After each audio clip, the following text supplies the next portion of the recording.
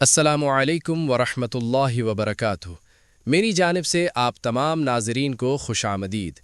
پرسوں کی رات چنگیز جوشکن یعنی وہ اداکار جنہوں نے دریلیش ارطغرل کے 5 سیزنز میں ترغت کا کردار نہایت شان، جذبے اور مہارت کے ساتھ نبھایا اور کلہاڑی کے استعمال سے ایسا تاثر چھوڑا کہ آج بھی وہ کردار دلوں میں زندہ ہے۔ اس کے بعد قرولش عثمان کے سیزن 6 میں بھی وہ ایک بار پھر ترغت غازی کے روپ میں نظر آئے۔ تو ناظرین کرام، کل پرسوں انہوں نے اپنے انسٹاگرام اکاؤنٹ پر ایک پوسٹ شیئر کی جس میں یہ سوال اٹھایا کہ کون کون یہ چاہتا ہے کہ وہ خالد بن ولید یعنی سیف اللہ کے کردار میں اسکرین پر واپسی کریں۔ جیسے ہی یہ پوسٹ سامنے آئی، سوشل میڈیا پر بحث کا آغاز ہو گیا۔ چنگیز جوشکن کی اس پوسٹ پر ہزاروں تبصرے آئے اور ہر شخص نے اپنی اپنی سوچ کے مطابق رائے دی۔ اب یہاں سوال یہ پیدا ہوتا ہے کہ ترغت نے آخر یہ پوسٹ کیوں کی؟ انہوں نے ناظرین سے یہ کیوں پوچھا کہ کیا وہ حضرت خالد بن ولید رضی اللہ تعالی عنہ کے کردار میں انہیں دیکھنا چاہتے ہیں یا نہیں؟ اس سوال پر عوام کی رائے صاف طور پر 2 حصوں میں بٹی ہوئی نظر آتی ہے۔ کچھ لوگ اس خیال کے حامی ہیں جبکہ کچھ اس کی سخت مخالفت کر رہے ہیں۔ ہر فرد اپنے علم، سوچ اور عقیدے کے مطابق اس معاملے کو پرکھ رہا ہے۔ ناظرین کرام، حقیقت یہ ہے کہ ایک بڑی تعداد ایسے لوگوں کی بھی ہے جو یہ سمجھتے ہیں کہ حضرت خالد بن ولید رضی اللہ تعالی عنہ پر نہ تو کوئی سیریز بننی چاہیے اور نہ ہی کسی معروف اداکار کو یہ کردار ادا کرنا چاہیے۔ اس کے ساتھ ساتھ کچھ افراد کا کہنا ہے کہ اگر ایسی کوئی سیریز بنائی بھی جائے تو اس میں غیر معمولی احتیاط ضروری ہے، یعنی معاملہ صرف سیریز بننے یا نہ بننے کا نہیں بلکہ یہ اس سے کہیں زیادہ حساس مسئلہ ہے۔ اب اگر ہم ان افراد کی بات کریں جو اس خیال کی مخالفت کر رہے ہیں تو ان کا موقف یہ سامنے آتا ہے کہ صحابہ کرام کا مقام عام تاریخی شخصیات سے بالکل جدا اور بلند ہے۔ حضرت خالد بن ولید رضی اللہ تعالی عنہ کوئی عام جرنیل نہیں تھے بلکہ وہ رسول اللہ صلی اللہ علیہ وسلم کے صحابی تھے جنہیں سیف اللہ کا عظیم لقب عطا ہوا۔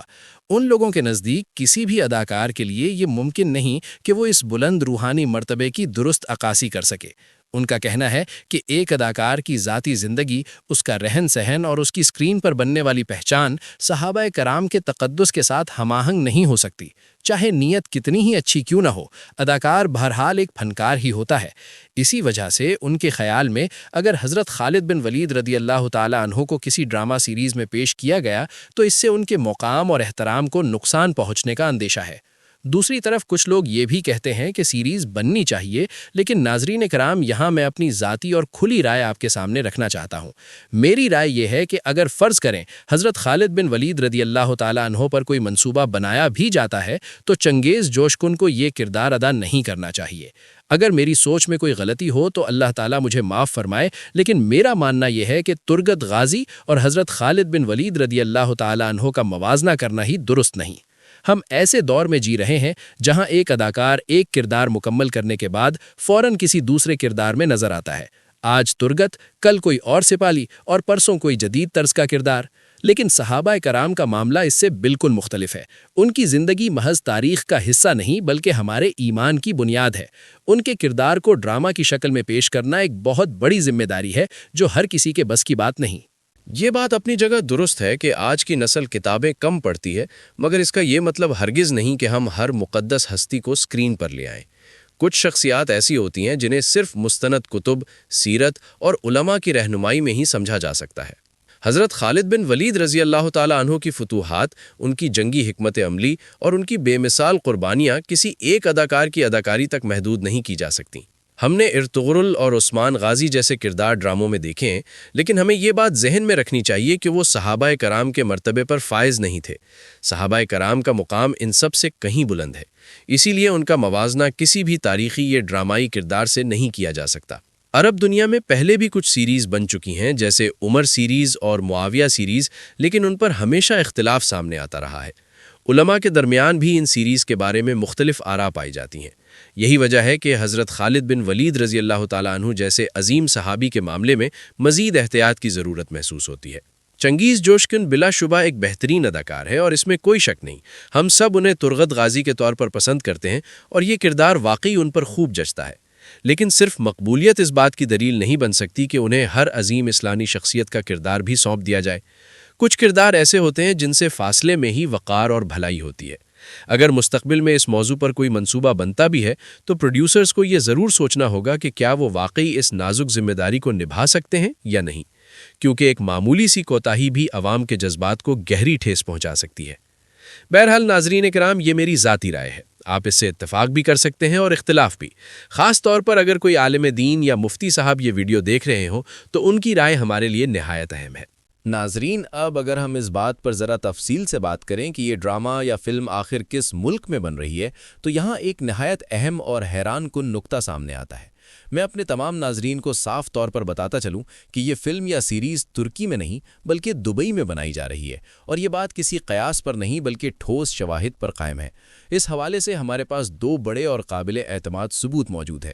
سب سے پہلا ثبوت یہ ہے کہ چند دن قبل سوشل میڈیا پر کچھ ویڈیوز اور تصاویر تیزی سے وائرل ہوئیں، جن میں یہ دعویٰ کیا گیا کہ ترغت غازی دبئی پہنچ چکے ہیں۔ ان ویڈیوز اور تصاویر کے ساتھ یہ بھی کہا گیا کہ ترغت غازی وہاں کسی نئے انٹرنیشنل پروجیکٹ کے معاہدے کے لیے موجود ہیں۔ دبئی جیسے بڑے فلمی مرکز میں کسی تاریخی یا ایکشن سیریز کا سائن ہونا کوئی غیر معمولی بات نہیں، اور یہی پہلو اس خبر کو مزید وزن دیتا ہے۔ اب آتے ہیں دوسرے اور سب سے مضبوط ثبوت کی جانب۔